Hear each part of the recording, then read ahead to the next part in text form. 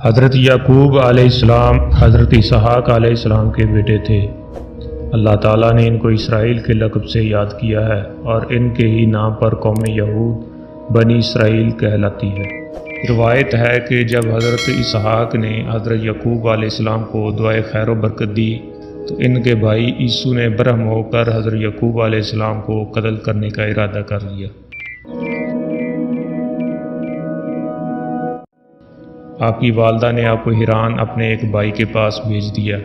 آپ حران کی سمت میں شام سے صبح تک سفر کرتے، جب صبح ہوتی تو ٹھہر جاتے۔ اسی وجہ سے اللہ تعالیٰ نے آپ کو اسرائیل کا لقب دیا۔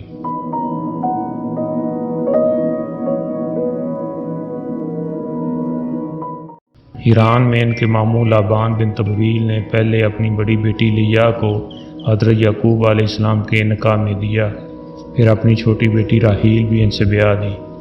ان دونوں بیٹیوں کے ساتھ جہیز میں 2 خادمائیں بھی دیں، جن سے حضرت یعقوب علیہ السلام نے بعد ازاں ازدواجی تعلقات قائم کر لیے اور ان کے بطن سے بھی ان کے ہاں اولاد پیدا ہوئی۔ جب حضرت یعقوب علیہ السلام کے ہاں 10 بیٹے پیدا ہو گئے تو حضرت راحیل نے اللہ تعالیٰ سے دعا کی اور ان کے ہاں حضرت یعقوب علیہ السلام کے 11ویں بیٹے حضرت یوسف علیہ السلام پیدا ہوئے۔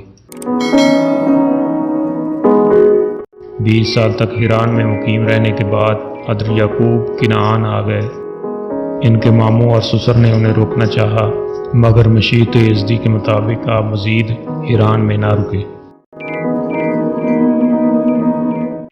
کنعان پہنچ کر انہوں نے اپنے بھائی عیسو کو کچھ بھیڑ بکریاں تحفہ میں بھیجی، جس سے عیسو کا دل یعقوب علیہ السلام سے صاف ہو گیا۔ اس کے بعد حضرت یعقوب نے یروشلم پہنچ کر زراعت کا پیشہ اختیار کیا۔ اس زمانے میں ان کے ہاں ان کا 12واں بیٹا حضرت راحیل کے بطن سے بنیامین پیدا ہوا۔ حضرت راحیل نے حالت زچگی میں انتقال کیا اور بیت اللہ میں دفن کی گئی۔ اس کے بعد حضرت یعقوب علیہ السلام کے والد حضرت اسحاق علیہ السلام ان کے پاس چلے آئے اور انہوں نے 180 سال کی عمر میں انتقال کیا۔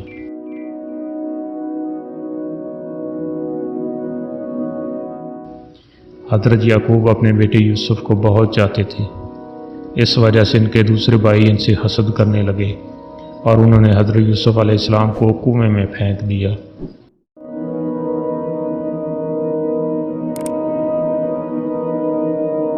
ان کی جدائی کے غم میں حضرت یعقوب علیہ السلام کی بصارت چلی گئی۔